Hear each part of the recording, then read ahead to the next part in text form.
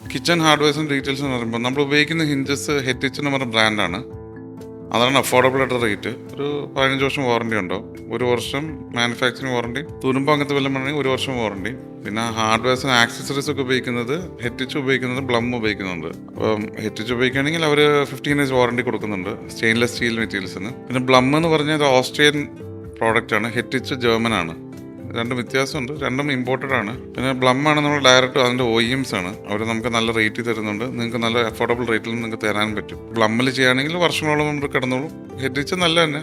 ബ്ലം ആണ് നമ്മൾ പ്രിഫർ ചെയ്യുന്നത്. നമ്മൾ വരുന്ന കുറച്ച് ഹാർഡ്വെയർ ലിസ്റ്റ് നോർമലായിട്ട് വരുന്ന 7 നമ്പർ ആക്സസറീസ് ഉണ്ട്. 3 ഡ്രോവർ, ഒരു ഓയിൽ പുള്ളൗട്ട്, ഒരു വേസ്റ്റ് ബിന്ന്, ഡിറ്റർജൻറ്റ് ഹോൾഡർ, പിന്നെ ഒരു GTPT എന്ന് വെച്ചാൽ ഗ്ലാസ് ട്രേ, പ്ലേറ്റ് ട്രേ.